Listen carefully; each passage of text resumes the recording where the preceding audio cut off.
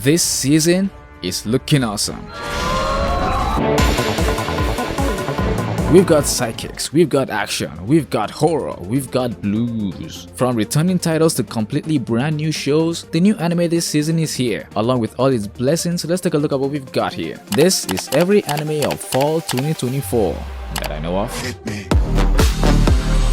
Coming up first is the Isekai anime Spirit Chronicles Season 2. We can finally pick up from the cliffhanger left by the previous season. I am kind of excited for this one, but also afraid because anime stories like this tend to lose recognition after the first season and go downhill very fast. Rezero Season 3 is finally here, and I can finally see for myself the Emilia buff. With a new character design director now in the mix, some things are bound to fall out of proportions. Ari Fureta from commonplace to the world's strongest. Not gonna lie though, I have kind of been waiting for this one. Couldn't even tell you why. Maybe it's because Hajime is a different type of protagonist than the copy and paste Kiritos all over the place, because he can actually fuck his girl. Is it wrong to try to pick up girls in a dungeon, the name nobody ever uses? One of my most favorite fantasy anime of all time brings another entry into its lineup. Danmachi Season 5 is something I was truly happy to hear about. On the 13th of October, Shangri-La Frontier will grace us with a Season 2. This anime about playing an MMORPG grabbed me with its unique take on the genre. Great animation and intense action scenes. Definitely want to see how far this one can go. Blue Lock just had a Nagi's movie, and now returning with a Season 2 this fall 2024 with a total of 14 episodes intent on a U20 match arc. Here comes the big boy, here comes the big boy, Bleach 1000-Year Blood War.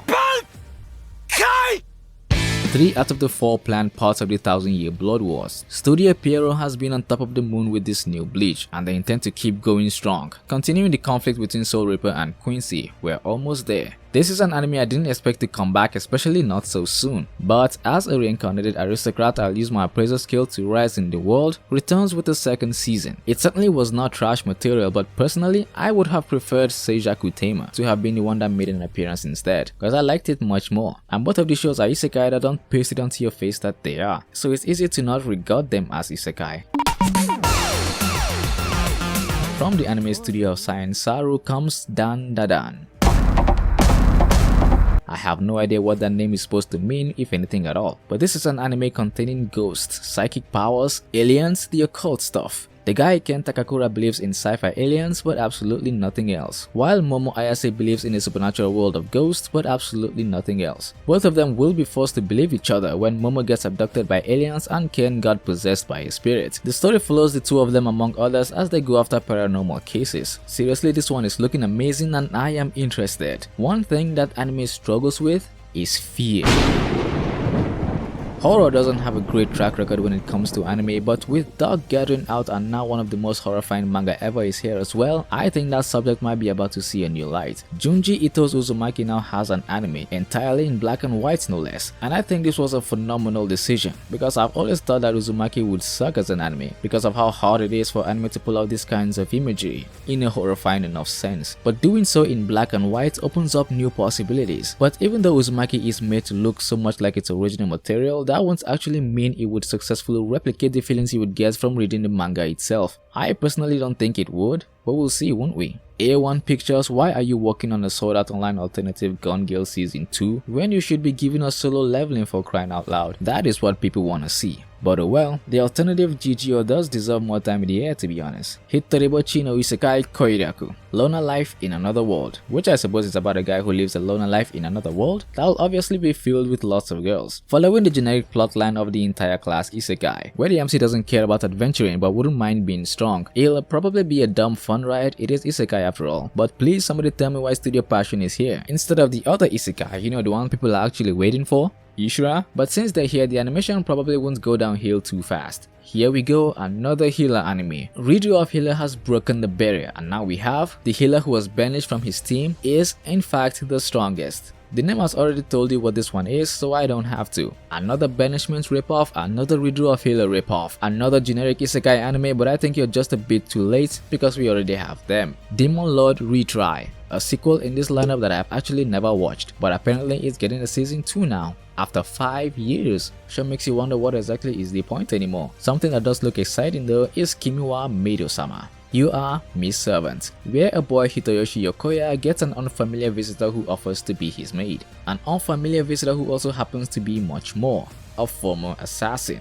Having saved his life, he agreed to let her stay with him, which gives way for her to experience beautiful memories of life that'll melt her ice cold assassin heart. It looks beautiful and I certainly will be trying it. Blue Box, a sports anime. I have heard about this one before, but I don't know. Is it a good idea for you to be in the same season as Blue Lock? Cause that one is certainly where my attention is. It's what I would be saying with this thing doesn't look so freaking beautiful. It's basically about a guy who plays badminton and is trying to go pro, and a star basketball player girl who is also trying to go pro. A girl who always beats him to the gym. No matter how early he goes, he always finds her there first. A romance story about two people growing closer with sports being what ties them together. The visual and premise has me sold. Already in line to be named one of the most beautifully animated show this fall 2024. This is a must watch.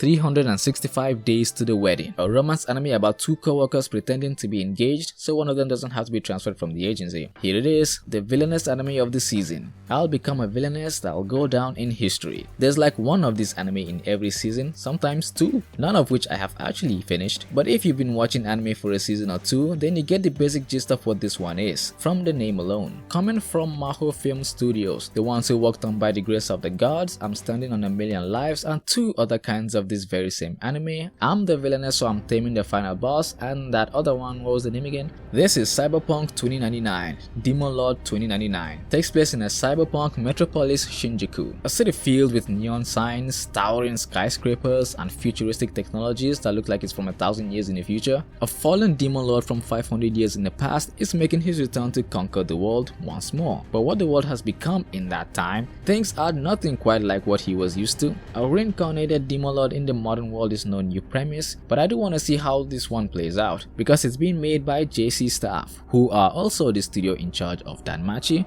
who are both present in the same season. It's clear what the attention is going to be stuck on. Goodbye Dragon, Hello Life. It's a reincarnated premise you don't get to see too often. A dragon reincarnating as a human being years after his downfall and befriending a Lamia girl who has trouble befriending humans. This is a story about a magical adventure of a once mighty dragon now living a quiet life in a corner of the world. I'm purely hoping that it turns out to be very interesting watching a dragon living as a human and the ways he might go about solving the problems they run into. Because dragons live for thousands of years, you know. He should be a wise man. If he turns out to be just another dumb fantasy protagonist, I'm gonna be pissed. Are we clear on that? Okay, what do we have next?